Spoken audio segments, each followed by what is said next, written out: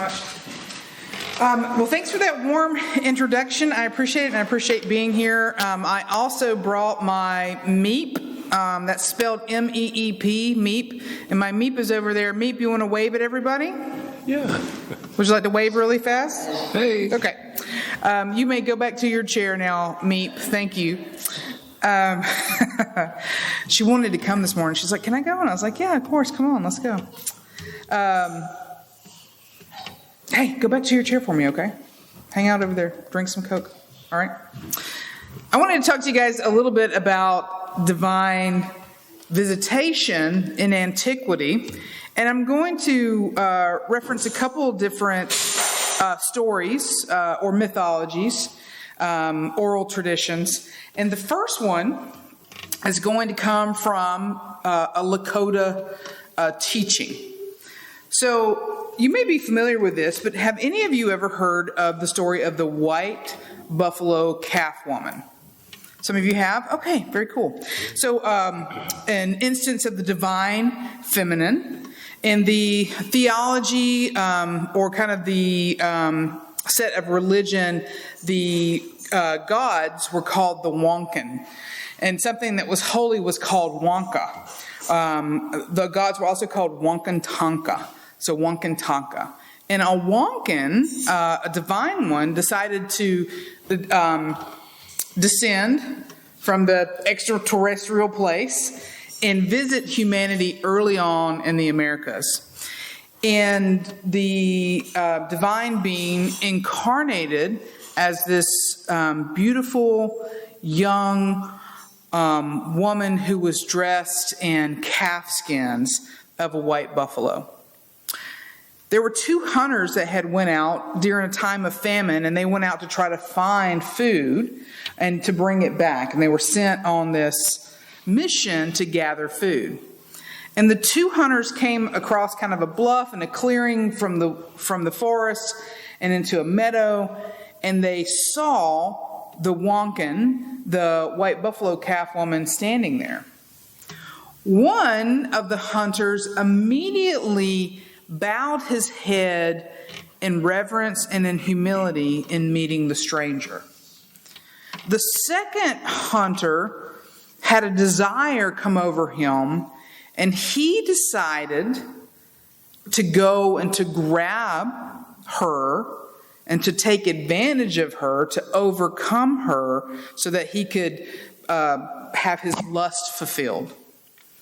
As he went to reach out and grab her, he immediately turned into ash and bone.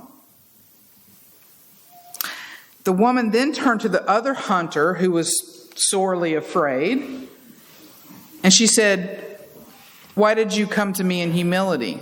And he said, because I knew that you were different and you were to be treated with respect. It goes on that the Wonkin came to the village and taught the people about the 7 fires, a timeline, gave them prophecy, showed them how to utilize different resources.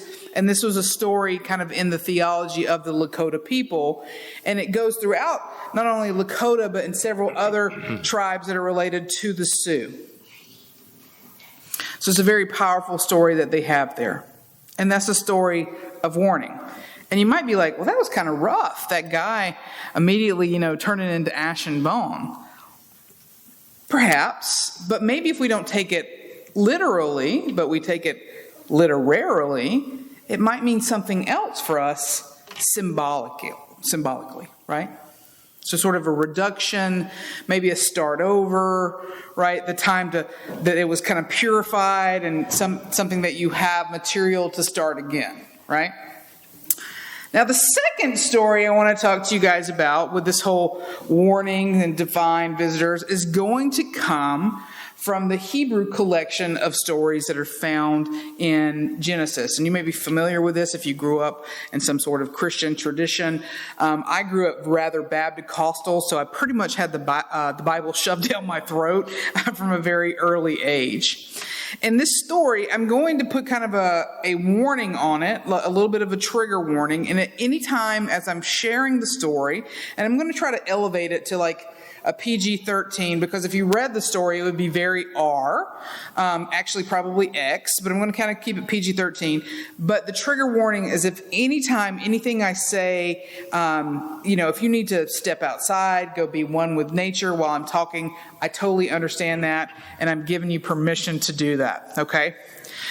This story is a very wild story. It's a wild mythology, and unfortunately, it has been misunderstood and then wrongly applied with 5 other scriptures to hurt people who happen to be of the LGBTQIA community. This is one of the 6 clobber passages that is often used by evangelicals to dominate and to bully people who are lesbian, gay, queer, or somehow don't fit into their understanding, their evangelical understanding of sexuality. But this story is not about that. Because the story in Genesis, we will see references to it pop up over and over again in Scripture, particularly within the Hebrew prophets. So the Nehabim, these prophets, these are the neurodivergent, wild people that stood outside the institution, calling the power back to doing justice. So we have these prophets like Ezekiel, right? We have these prophets like Isaiah, these different prophets that often went against the institution to say, hey, you're missing the point. Come back to doing what is right towards your neighbor, what is doing right in humility towards God, what is taking care of your family and your neighborhood and your city and the strangers, these people. We see the first instance of Ezekiel talking about Sodom and Gomorrah, because that's the scriptures that I'm going to talk about today from Genesis.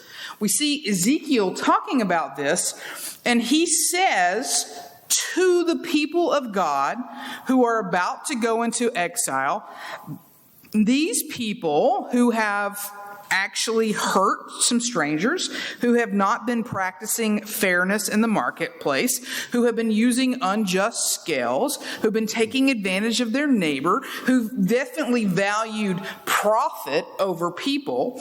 Ezekiel says this was the sin of Sodom, your sister, and Gomorrah, your sibling.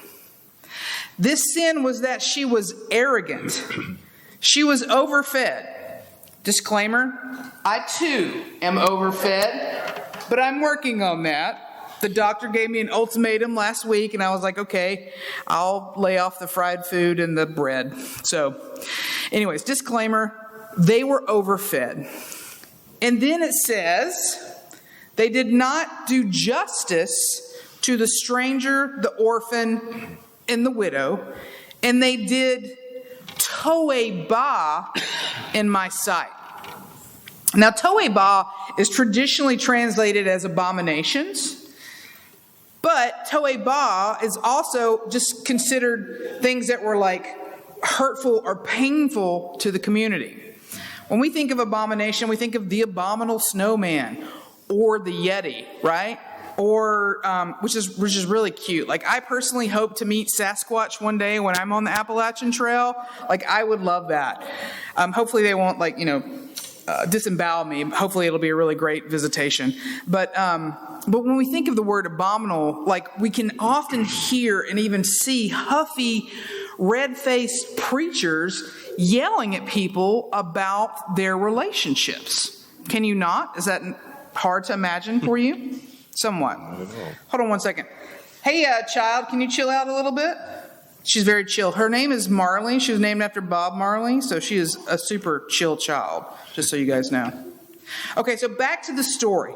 So Ezekiel tells the people that is exactly what the sin was. He does not say anything about monogamous, same-sex loving, or even polyamorous loving. He doesn't say anything about that. He says this sin was not taking care of the stranger, the widow, and the orphan. Then we go to Isaiah, a fun prophet, right? This prophet was so fun that he used a lot of disgusting things in his talks, like just really disgusting stuff. It would be things that would turn your stomach.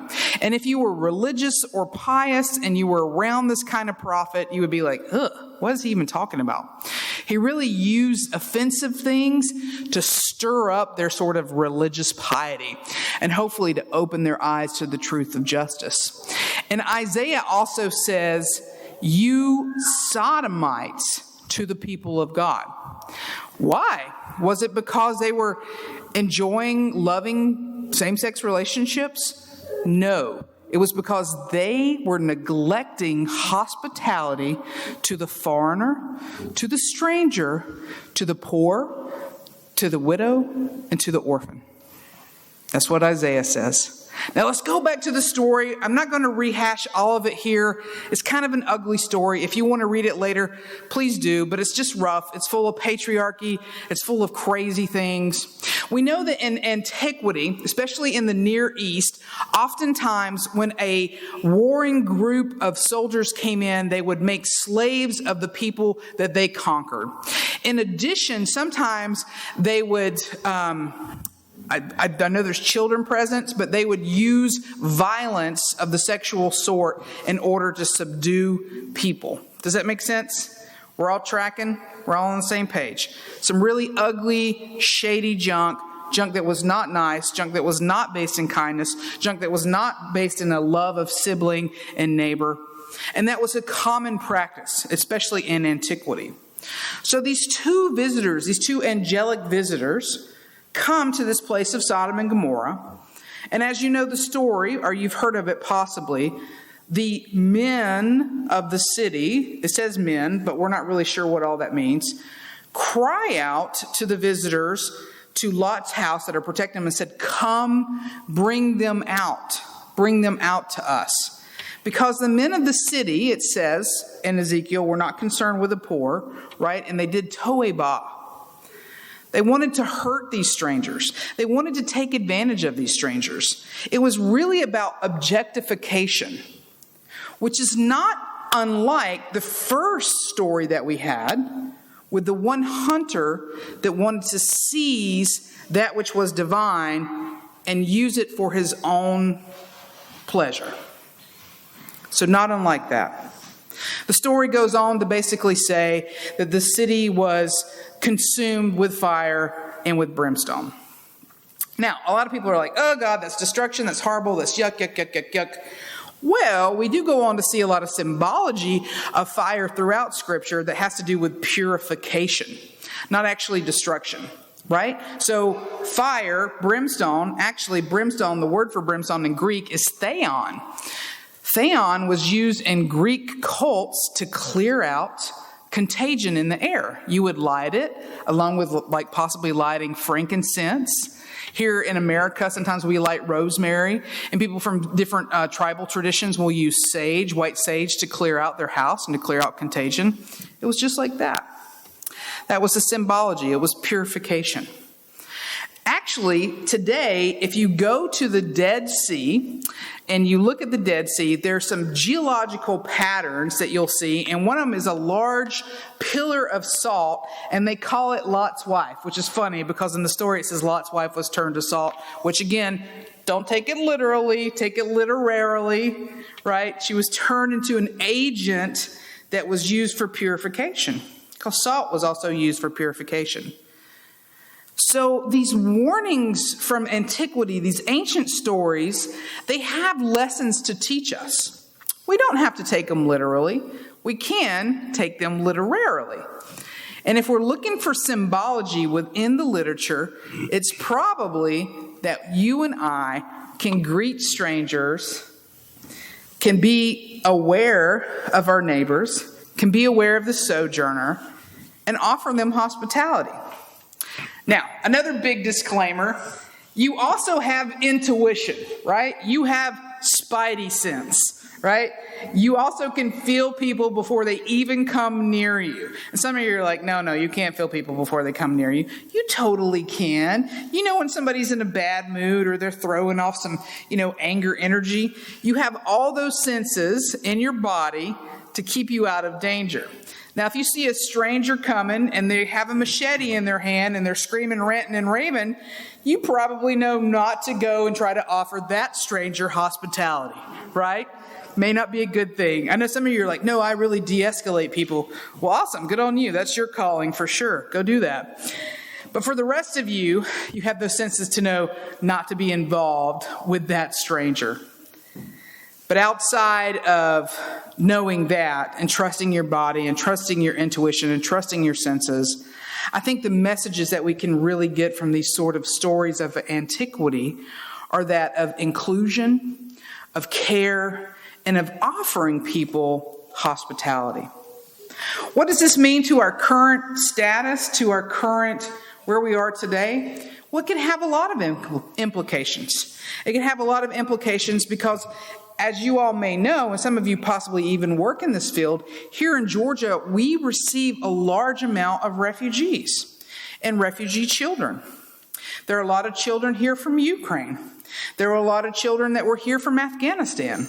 There are a lot of children who came to the border and that wound up here and that are supposedly, hopefully, getting reconnected to distant relatives in America who can say, I don't know, I'm not really sure sometimes what our government does or doesn't do, not to give away my political, affiliations, anarchy. But they sometimes you kind of question and wonder what they're doing. But there are people here that could be recipients of our hospitality. And that doesn't mean that we empty our bank accounts to give everything that we have, but that could mean that we check on our neighbor, right? That we check on people that are across from us, that we check on our seniors, and we check on our single mothers, and we check to make sure that maybe they have a cup of sugar. Maybe if I've got 10 packs of ramen, you're getting 2, right? Maybe just to check and make sure that everybody's doing okay. Those are some good ways and some ways that today that we can take advantage of these lessons from antiquity and that we can walk in a truly radical hospitality. And sometimes the most radical and subversive thing that you can do in a world that is cruel and brutal is to offer that world beauty and to offer that world kindness. And I think we can do that by offering dignity, agency, and love to people that are often on the margins or the recipients of bullying in our world. Thank you so much for letting me talk and chat with you guys today about those two great, beautiful oral traditions that some became writing. And thank you for letting my Meep come and hang out with you guys today as well. We appreciate your warmth and your hospitality. And we hope that you go out into your world and be beacons of light. And as you entertain the Wonkin, the divine, or the angels, may you be blessed and may you see the reflection of the divine in yourself each time you look in the mirror. Blessings. All right.